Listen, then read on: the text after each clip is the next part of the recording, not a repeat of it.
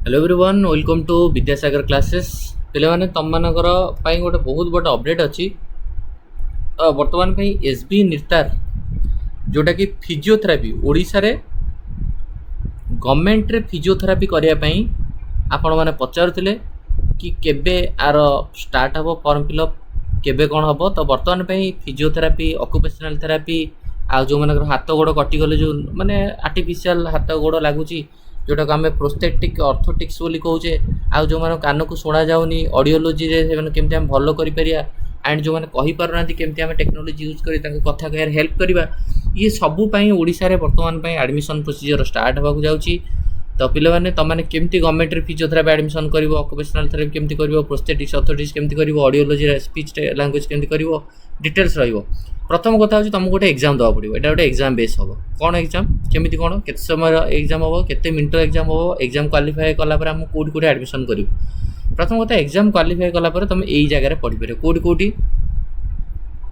ना गोटे हूँ तुम न्यू दिल्ली गोटे हूँ कोलकाता गोटे हूँ चेन्नई गोटे हूँ कटक आम ओडिशार SV NIRTAR Swami Vivekananda institute of rehabilitation training and research आमर कटक जो इंस्टीट्यूट अच्छी ना हूँ SV NIRTAR Cuttack new Delhi जार ना तार हूँ PDU NI PD new Delhi Kolkata NILD Kolkata Chennai रोचे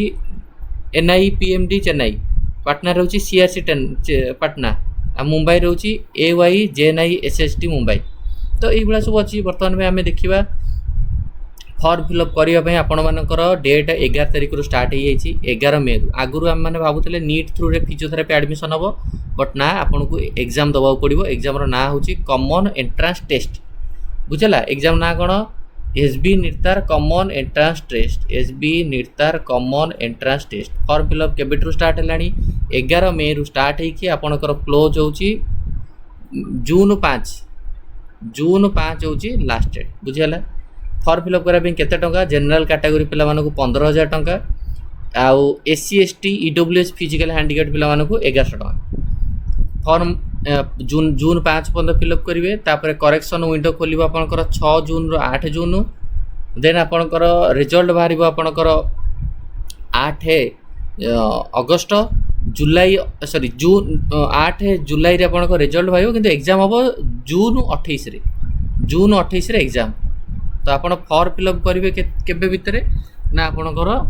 जून 5 भितर फॉर्म फिलअप करवा दरकार बुझीगला। यहाँ इंपोर्टेंट अपडेट गोटे आपण तो चलतु बर्तमान आपड़ जानवा चाहूे निहत रूप से कि आपण फिजियोथेरापी कौन कौन पढ़ले कौटी कौटी पोस्टिंग पाइबे कौन करेंगे देखो दिल्ली जो कॉलेज ना हूँ हूँ Pandit Deen Dayal Upadhyay national institute of person with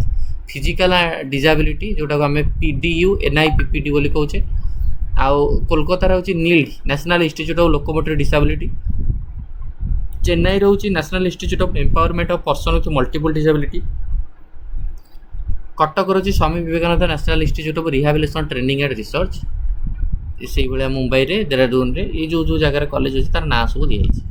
तो आपण मैंने ये एग्जाम देकी सीईटी कॉमन एंट्रांस टेस्ट देकी को लाइन में जाइए physiotherapy occupational therapy prosthetics orthotics audiology और स्पीच लैंग्वेज पैथोलॉजी। फिजियोथेरापी आपण मैंने समझ जानते फिजियोथेरापी कलापर 4 वर्षर कोर्स रोटे वर्ष इंटर्नशिप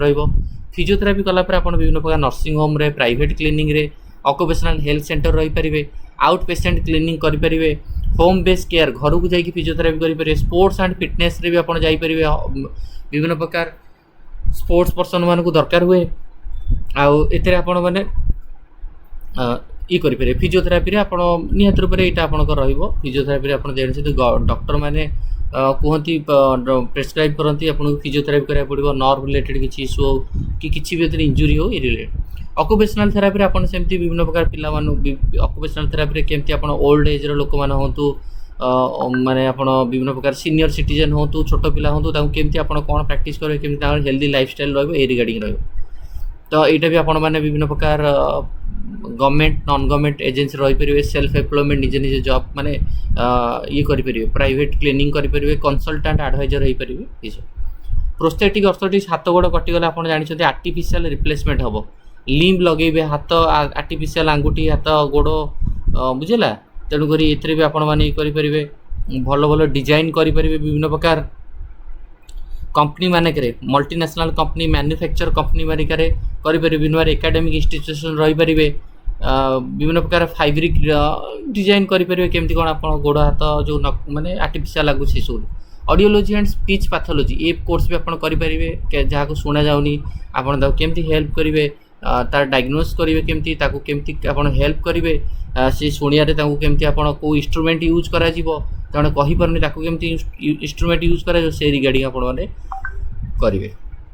तापर आम जा नेक्स्ट आपणकर यहाँ केते वर्षर मोस्टली माने केते मार्कर एग्जाम हुए कौन हुए चलन से रिगार्डिंग कथा